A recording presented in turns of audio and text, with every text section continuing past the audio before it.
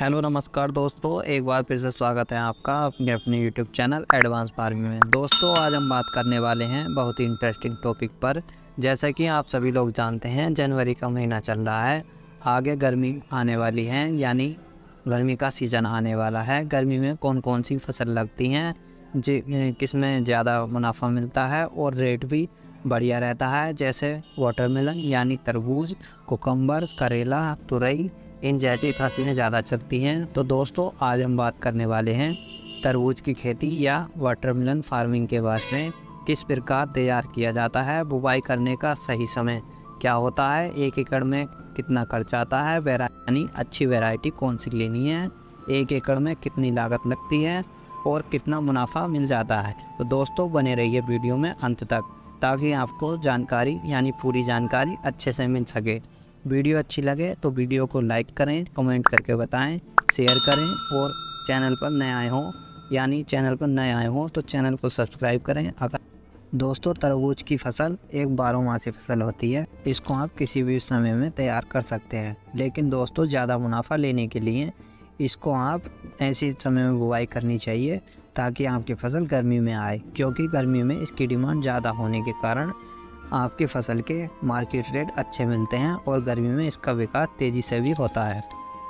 दोस्तों गर्मी के समय में तरबूज की फसल 65 दिन में तैयार हो जाती है, जबकि सर्दी में तरबूज की फसल को तैयार होने में 70 से 75 दिन लग जाते हैं। दोस्तों अगर हम बात करें इसकी बुवाई समय की, यानी हमें किस समय में इसकी बुवाई करनी चाहिए जो कि हमारी फसल अच्छे से तैयार हो और हमें बाज़ार भाव भी अच्छे से मिल सके।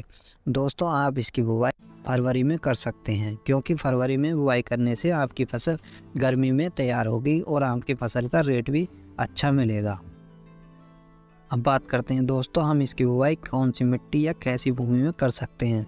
तो आप इसकी बुवाई रेतली मिट्टी, काली मिट्टी, पीली मिट्टी, बलुई मिट्टी में इसकी बुवाई आसानी से कर सकते हैं। और मिट्टी का यानी भूमि का पीएच मान 6.5 से 7 होना चाहिए। अगर 7.5 यानी 6.5 से 7 तक होगा तो आपकी तरबूज की फसल अच्छे से हो जाएगी। खेत को किस प्रकार तैयार करें, तो दोस्तों अब बात कर लेते हैं हमें अपने खेत को किस प्रकार तैयार करना है।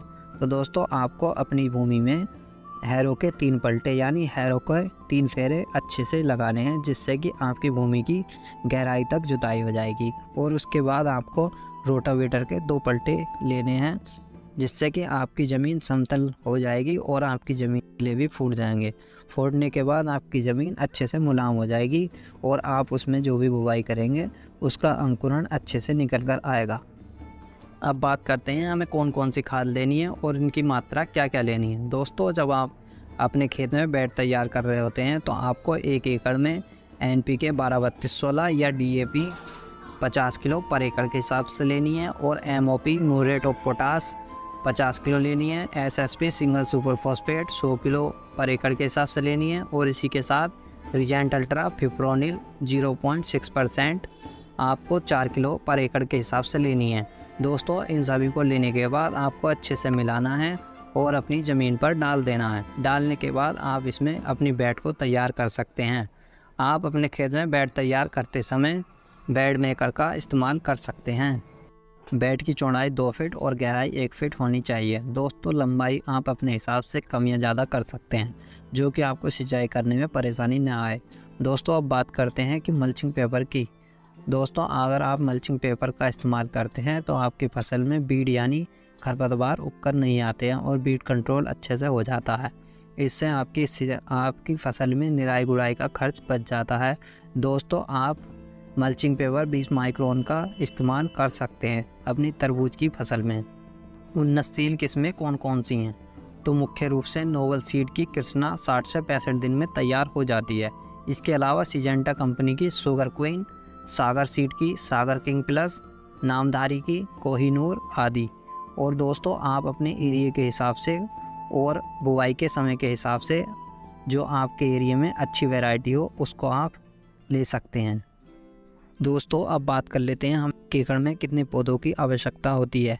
हमें 1 एकड़ में 4000 से 5000 पौधों की आवश्यकता होती है, यानी 1 एकड़ में 150 से 200 ग्राम सीड की आवश्यकता पड़ती है। सोइंग डिस्टेंस, यानी हमें सोइंग करते समय कितना डिस्टेंस लेना है। तो दोस्तों हमें बुआई करते समय पौधे से पौधे की दूरी 3 फीट और लाइन से लाइन की दूरी 4.5 फीट रखनी होती है। अब बात कर लेते हैं हमारी तरबूज की फसल में कौन कौन से कीट और बीमारियां लगती हैं, जैसे कि एफिड, जैसिड, थ्रिप्स, माइट, इल्ली, सुंडी, larva, white fly, fruit fly आदि। और बीमारियां late blight, early blight, downy mildew, powdery mildew, rust आदि फंगस या बीमारियां लगती हैं। अब बात कर लेते हैं दोस्तों इसके उपाय या स्प्रे शेड्यूल के बारे में। तो दोस्तों जब आपकी फसल लगभग 12 दिन की हो जाती है को पहला स्प्रे करना होता है। आपको पहले स्प्रे में पीआई कंपनी का ओसिन लेना है 60 ग्राम, प्लस बायर कंपनी का लेना है एम्बिशन 250 ml, और इसी के साथ आपको लेना है 1 से 2 किलो 19-19-19 किसी अच्छी कंपनी का। इसको आपको यानी 100 लीटर पानी में घोल बनाकर अपनी 1 एकड़ की फसल में स्प्रे कर देना है। और इसके बाद आपको दूसरा स्प्रे जब करना होता है जब आपकी फसल 18 दिन या 20 दिन की हो जाती है। तो दोस्तों आपको इसमें लेना है 1 किलो 13045 प्लस 400 ग्राम रिडोमिल गोल्ड प्लस इमामेक्टिन 100 ग्राम किसी अच्छी कंपनी की। इन तीनों का घोल बनाकर, यानी इन तीनों का 120 लीटर पानी में घोल बनाकर अच्छे से स्प्रे कर देना है। इसी तरह हमें स्प्रे 30 दिन की अवस्था पर जब हमारी फसल हो जाती है उस समय लेना होता है। इसमें आपको सिजेंटा कंपनी का क्वांटिस 250 ml, बायर कंपनी का सोलोमोन 100 ml और 1 से 2 किलो 0-32 का इस्तेमाल करना है। इनका घोल बनाकर, यानी अच्छे से घोल बनाकर आपको अपनी तरबूज की फसल में स्प्रे कर देना है। अब बात कर लेते हैं हमें चौथा स्प्रे यानी आखिरी स्प्रे कब और किन दवाओं का करना होता है। तो आपको कोरोजन 60 ml लेनी है और इसी के साथ लेनी है आपको 300 ग्राम थाइफोनेट मिथाइल। इनका दोनों का घोल आप 150 लीटर पानी में बनाकर अपनी 1 एकड़ की फसल में कर सकते हैं। आपको चौथा स्प्रे 40 दिन की अवस्था पर करना होता है। दोस्तों अगर एक स्प्रे की और ज़रूरत पड़े तो आप 1-2 स्प्रे और कर सकते हैं। और दोस्तों जो स्प्रे की जानकारी दी जा रही है वो 1 एकड़ के हिसाब से दी जा रही है। कृपा करके आप इसका इस्तेमाल 1 एकड़ ज़मीन में ही करें।